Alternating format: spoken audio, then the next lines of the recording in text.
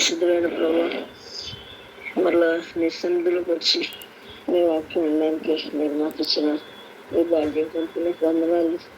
నీ వాక్యంలో ఉన్న సత్యాలు మాకు అర్థం కాగలదు సహాయం చేయండి ప్రభావ. మా మనోనేత్రాలు తెరవండి ప్రభావ. ఆయన నీ వాక్యంలో నుండి ఆశ్చర్యకరమైన సంగతులు మీరు మాకు దర్శించండి. నీ బిడ్డలతో నాతో కూడా మీరు మాట్లాడండి. వాక్యమైన దేవ నువ్వే నాయన నీ వాక్యం మాకు దయచేయమని నన్ను రక్కులకు శుద్ధీకరించమని ప్రార్థన ఆలకించమని యేసునామమున బ్రతి వేడుకొంచున్నాను తండ్రి. ఆమేన్. దేవుని వాక్యంలోనండి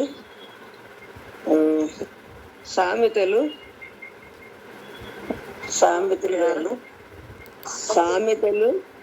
వినిపిస్తుందమ్మా నా మాట? హలో, సామెతలు 14 సామెతలు 14 చదువుకున్నాం.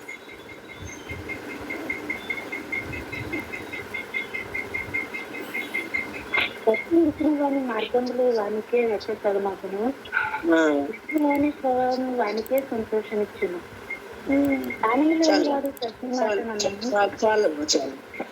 ఇక్కడ 14:14 దేవుని వాక్యం ఏం చెప్తుందంటే,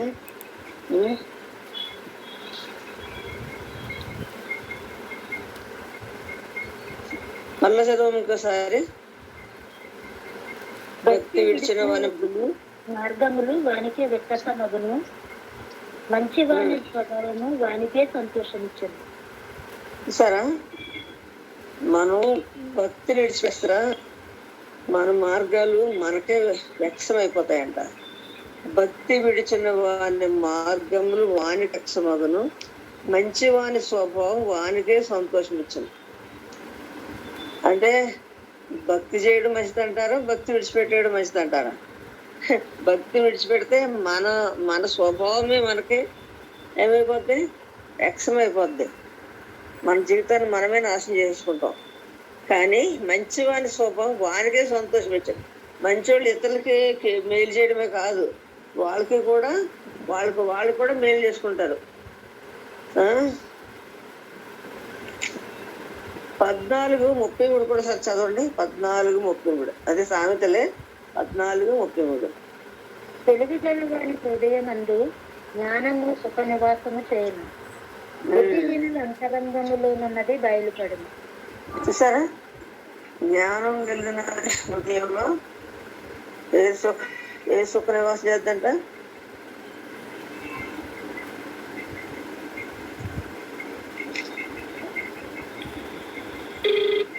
తెలివి గలవాని హృదయం అందు జ్ఞానము సుఖ నివాసము చేయను. మనకు తెలివి ఉంటే మన హృదయంలో జ్ఞానం సుఖంగా నివాసం చేస్తుందంట. బుద్ధిహీనుల అంతరంగంలో ఉన్నది బయలుపడును.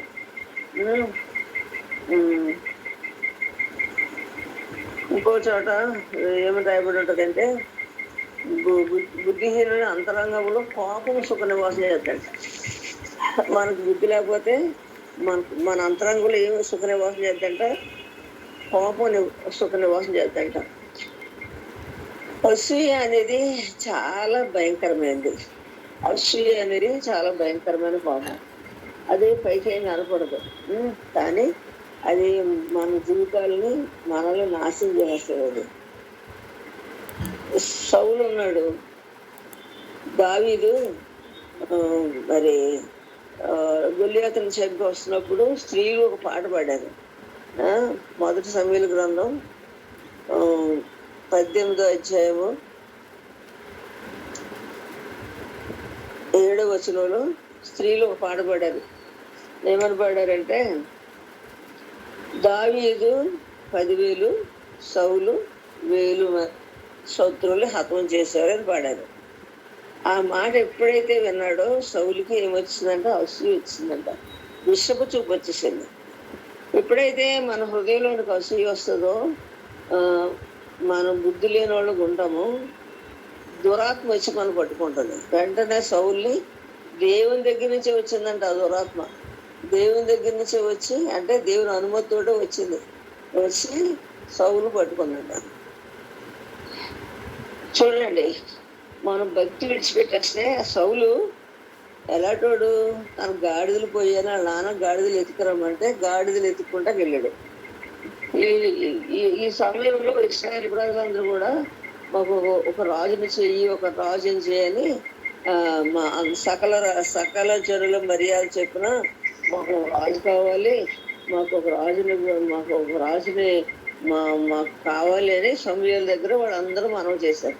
సమూయేలుకి ఆ మాట చాలా కష్టం వేసింది. ఎందుకంటే వాళ్ళని సైన్యంలో పెరిగి యెహోవాయే వాళ్ళని పరిపాలన చేస్తా ఉన్నాడు, వాళ్ళు నడిపిస్తా ఉన్నాడు. ఇంకో రాజు వాళ్ళకి అక్కర్లేదు. కానీ వాళ్ళు ఏమంటారంటే సకల జనుల మర్యాద చెప్పారు. అందరికీ ఎలాగ రాజు ఉన్నాడో మాకు రాజు కావాలని. సైన్యములకు అధిపతి యెహోవా మాకు రాజుకున్నాడు, ఆయన మమ్మల్ని నడిపిస్తున్నాడు, ఆయన మాకు తోడున్నాడు అని దేవుని మీద వాళ్ళు నమ్మకం పెట్టుకోలేదు. ఇశ్రాయేలు రాజు మీద నమ్మకం పెట్టుకున్నారు. సమూయేలు కూడా చాలా బాధ అనిపించింది రాజుని కోరుకోవడం. దేవుని దగ్గరకు వచ్చి రాత్రి అంతా ఏడ్చి ప్రార్థన చేశాడంట సమూయేలు. ఎందుకయ్యా అలా ఏడుస్తావు?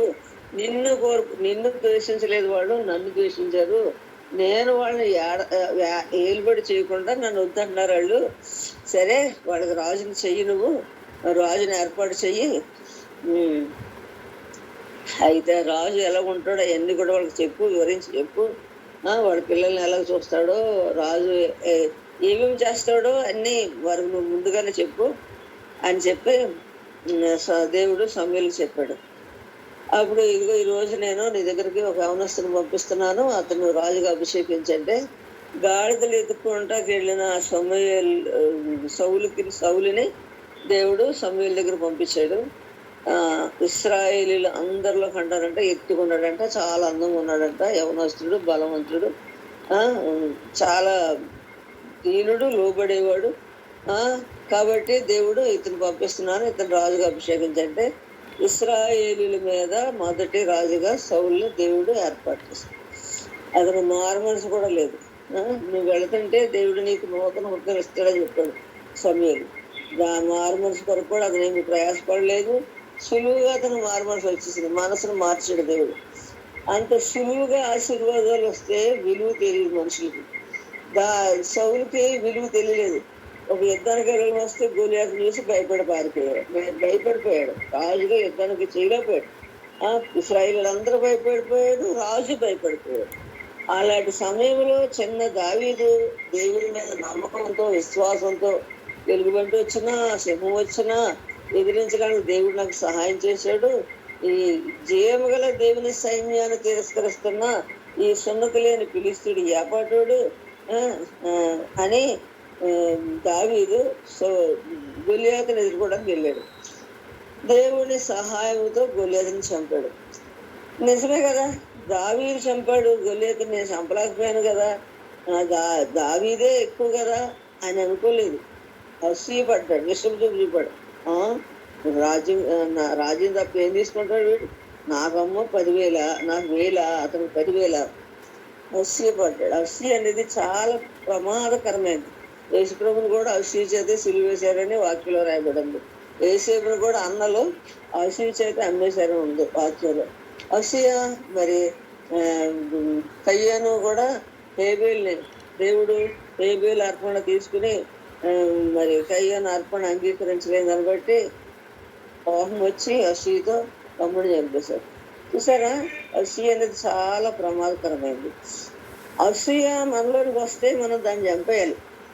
సిలువ దగ్గర తీసుకొచ్చి, ప్రభా ఏంటి ఈ అసూయ తలంపులు నాకు వస్తున్నాయి, ఈ దేవుని జ్ఞానాన్ని అడ్డగించే ప్రతి తలంపును చెరపెట్టి సిలువ ఎదుగు తీసుకురావాలి.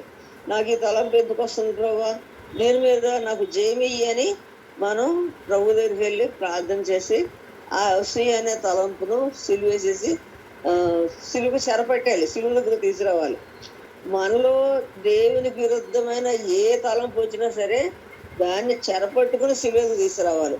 అంటే సిలువ దగ్గరికి వచ్చి మనం ఒప్పుకోవాలి, ఏంటినైనా అసూయ తలంపులు వస్తున్నాయి, నాకు కోపం వస్తుంది, ఇలా ఉందేంటి, నన్ను కాపాడు ప్రభా, నన్ను రక్తంలో కడుగు, నన్ను శుద్ధీకరించని మనం ప్రార్థన చేసుకోవాలి. అలా చేయకపోతే ఏమవుతుందంటే అసూయ మనల్ని చంపేస్తుంది. సౌలుకి అలాగే జరిగింది. అసూయ విసర్జకు చూశాడు, దావీదు మీద పగబెట్టాడు, ఎప్పుడు చనిపోతామా అని ఎదురు చూశాడు. ఆత్మలో దిగజారిపోయాడు, భక్తి విడిచిపెట్టేశాడు. అసలు గాడిదలు కాసుకునే నాకు దేవుడు రాజుగా చేశాడు, ఇశ్రాయేల్ మీద నన్ను రాజుగా చేశాడు, అయ్యో నేను తగినంత విధేయత లేదే, ఆ గొల్లియతను నేను జయించలేకపోయినా, చిన్న దావీదుకున్న విశ్వాసం నాకు లేదే అని దేవుని దగ్గర పశ్చాత్తాపడి దేవుని దగ్గర ప్రార్థన చేసుకుంటే తన పరిస్థితి వేరేగా ఉండదు. కానీ దేవుని దగ్గరికి వెళ్ళలేదు, భక్తి విడిచిపెట్టేశాడు. భక్తి విడిచిపెట్టిన వాని మార్గాలు వానికే యక్షమైపోతాయి, మంచివాని స్వభావం వానికే సంతోషిస్తుంది. దావీదు తన మంచితనాన్ని కాపాడుకుంటున్నాడు, కారణం లేకుండానే మరి సౌలు తన్నే తరుగుతున్నా కానీ చేతికి దొరికినా కానీ శత్రువు అమ్మో ఇతను ఎక్కువ చేత అభిషేకించబడినాడు, ఇతను ముడితే దేవుని ఉగ్రత నేను ఎక్కడ తప్పించుకుంటాను అని చేతికి దొరికిన శత్రువు మరి దావీదు సౌలుని హతం చేయాలని అనుకోలేదు. కానీ ఈ దావీదు సౌలు కూడా దావీదా నాయనా నీ స్వరమేనా, నేను పాపం చేశాను, నువ్వే నాకంటే నీతిమంతుడు అని చెప్పేవాడు. కానీ ఆ యొక్క అసూయ అనే దెయ్యం బారి నుంచి విడుదల పొందలేకపోయాడు. దానివల్ల తన కుటుంబమే నాశనం అయిపోయింది. నిజంగా ఇది ఎంత భయంకరమైన పరిస్థితి చూడండి. అసూయ అనేది మనలోనికి మనం రానివ్వకూడదు, దేవుణ్ణి దుఃఖపెట్టే ఏది కూడా మనం రానివ్వకూడదు. ఒకసారి హబక్కూకు గ్రంథం 1వ అధ్యాయము 2వ వచనం చదవండి. హబక్కూకు 2. ఇక్కడ హబక్కూకు దేవునికి ఎలా ప్రార్థన చేస్తున్నాడంటే, మనకు ఏదైనా మనకి బాధ కలిగినప్పుడు మనం దేవుని దగ్గరికి వెళ్ళి దేవుని కూడా నేర్వాలి. హబక్కూకు 1వ అధ్యాయము 2వ వచనం చూడండి.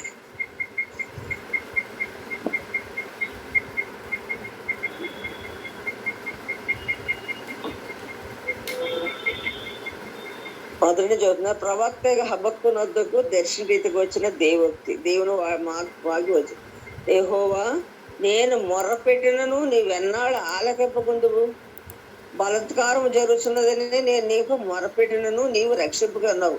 దేవుని అడుగుతున్నాడు, యెహోవా ఎంతకాలం నేను మొరపెడుతున్నావు, నువ్వు ఎన్నాళ్ళు ఆలకింపకుండా ఉంటావు, బలాత్కారం జరుగుతుందని నేను నీకు మొరపెడుతున్నాను, నువ్వమ్మ ఆలకించట్లేదు, నువ్వు రక్షింపగా ఉన్నావు, నన్ను ఎందుకు దోషం చూడనిచ్చున్నావు, బాధ నీవేళ ఊరకై చూచున్నావు, ఎక్కడ చూసినాను నాశనము బలాత్కారము జరుగుతున్నది. ఏంటి ప్రభా నేను మొరపెడుతున్నాను నువ్వు వినట్లేదు, నా బాధ నువ్వు ఎందుకు అలాగే ఊరకే చూస్తున్నావు, ఎక్కడ చూసినా నాశనం జరుగుతుంది, బలాత్కారం జరుగుతుంది, జగడాలు కలహాలు రేగుచున్నాయి. అందువల్ల ధర్మశాస్త్ర నిరర్ధకమాయను, న్యాయం ఎన్నడను జరగకుండా మారిపోయాను, భక్తిహీనులు వచ్చి నీతి పరులను చుట్టుకొందురు, న్యాయం చెడిపోతున్నది.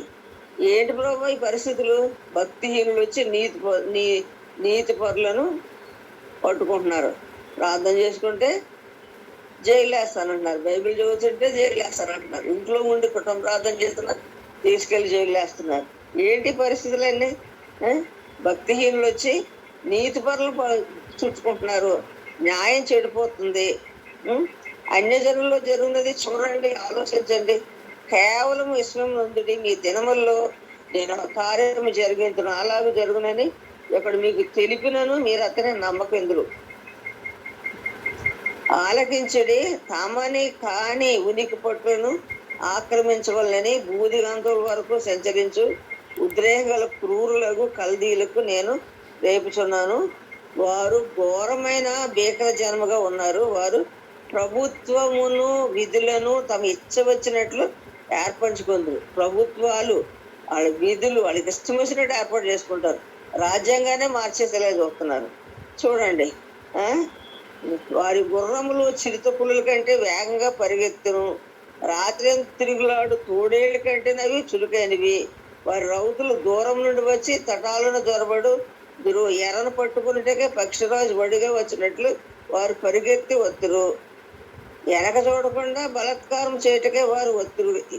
ఇసుక రేణువులంత విస్తారంగా వారు జనులను చెరపట్టుకుంటున్నారు. ఇవన్నీ జరుగుతున్నాయి లోకంలో.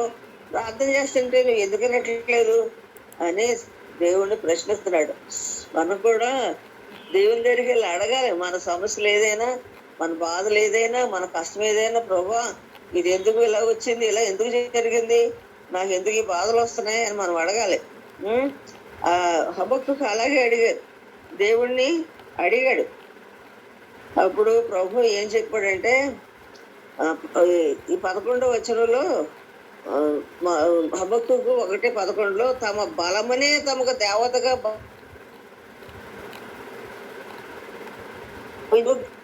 గాలి కొట్టుకుని పోయినట్లు వారు కొట్టుకుని పోదురు అపరాధులు.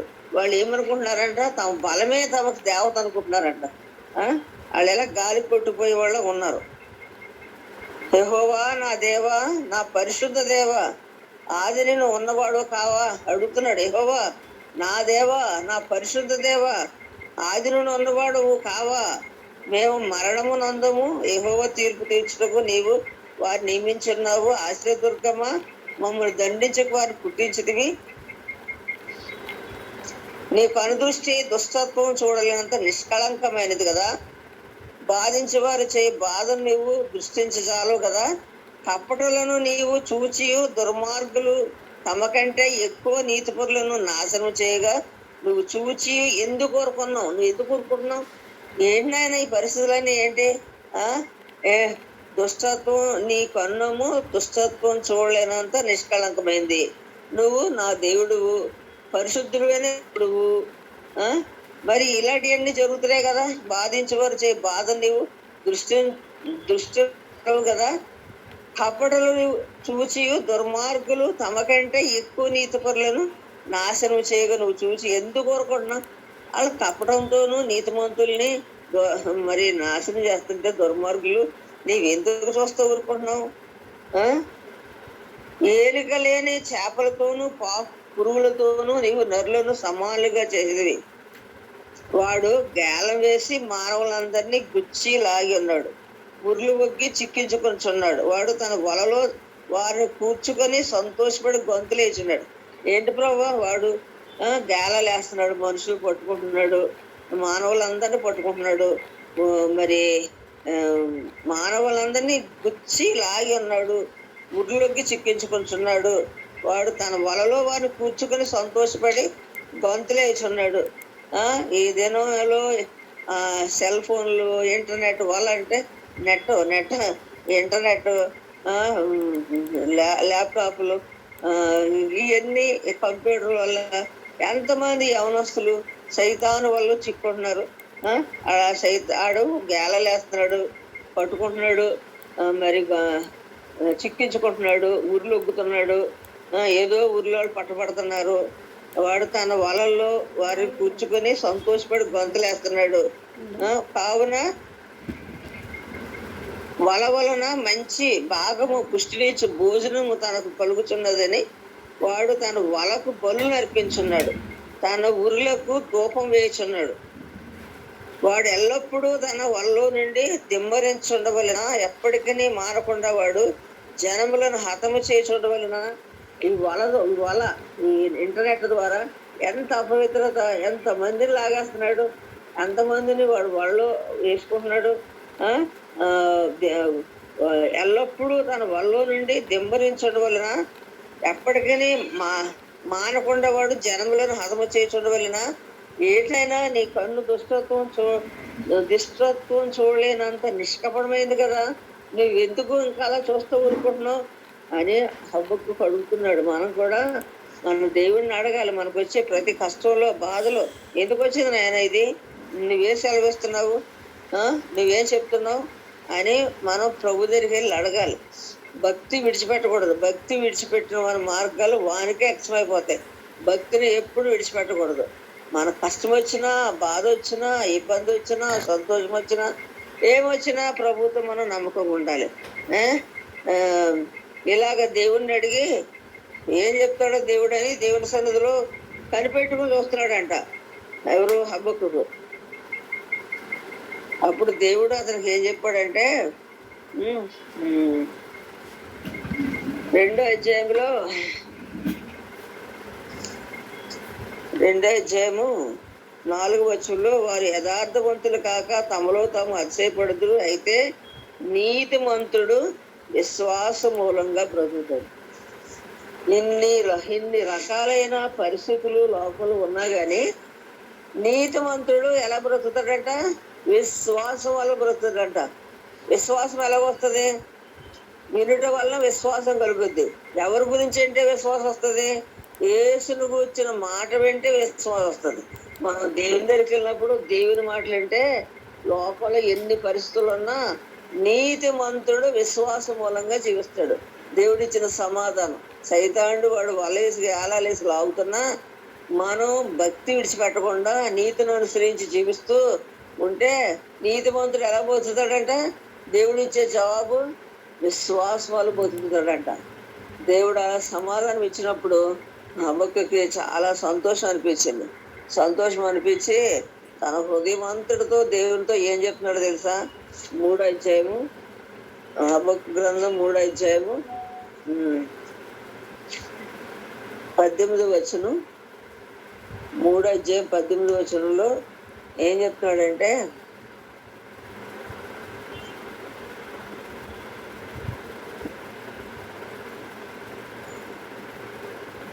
వచనం 3వ అధ్యాయము 18వ వచనం.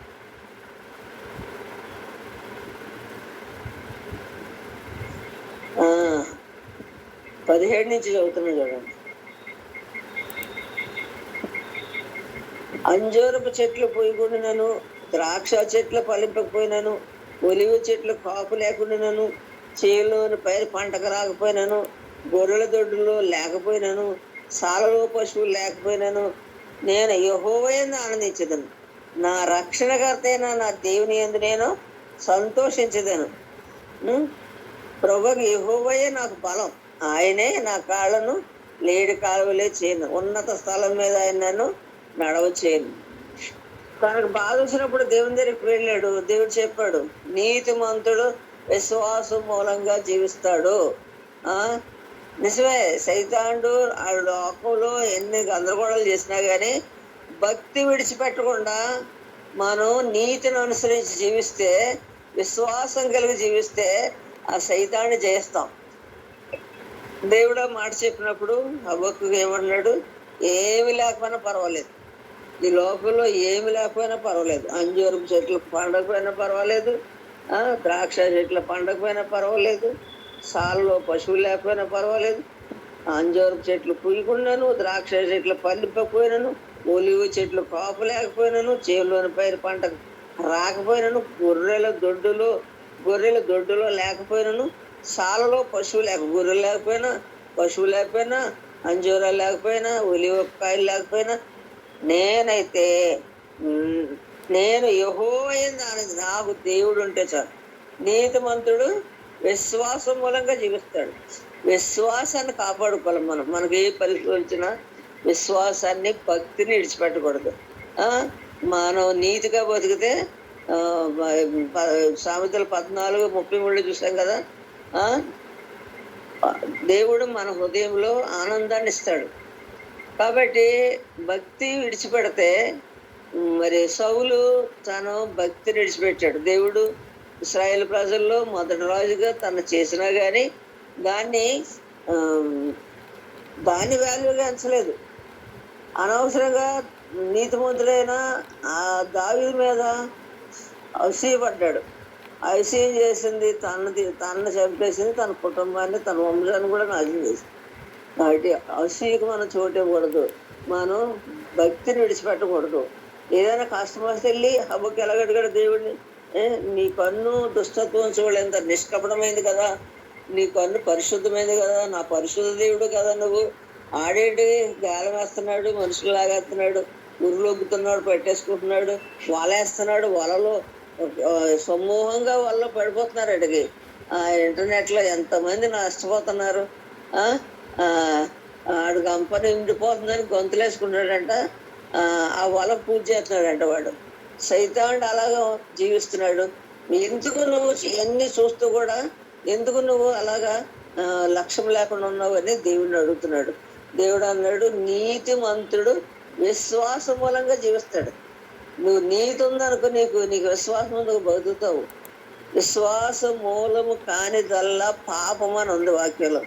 అందుకే దేవుడు అంటున్నాడు, భ్రష్టులేని పిల్లలారా నా ఎద్దకు రండి, మీ అవిశ్వాసం నేను బాగుతాను. మీరు ఎలాంటి భ్రష్టతలో ఉన్నా పర్వాలేదు కానీ నా ఎద్దకు రండి. భక్తిని విడిచిపెట్టవద్దు. భక్తి విడిచిపెట్టిన వారి మార్గాలు వారికే ఎక్సమైపోతాయి. ఇంటి పరిస్థితులను విడిచిపెట్టకూడదు. నిజంగా హబ్బకు తన యొక్క పరిస్థితులు బట్టి దేవుడిని అడిగినప్పుడు, దేవుడు తనకు చెప్పినప్పుడు తనకి ఎంత సంతోషమైంది. ఇవన్నీ ఉన్నా లేకున్నా పర్వాలేదు, నా రక్షణకర్త అయిన నా దేవుడు నాతో ఉంటే నాకు చాలు. ఆయన నా కాళ్ళని లేడి కాళ్ళగా చేస్తాడు, ఉన్నతమైన స్థలాల్లో నిలబెడతాడు అని దేవుని నేను ఆనందిస్తానని చెప్పాడు. మనం భక్తి ఉందా, భక్తి విడిచిపెట్టుకున్నామా, ఎప్పుడైనా దారి తప్పామా, మన హృదయాలు పరిశీలించుకుంటూ మరి సౌలు తను నాశనం చేసుకోకుండా హవ్వకు దేవుని అడిగినట్టు అడిగి మనం సంపూర్ణమైన ఆశీర్వాదం పొందడానికి ప్రభు మనకు సహాయం చేసేట్టు మనం ప్రార్థన చేసుకుందాం.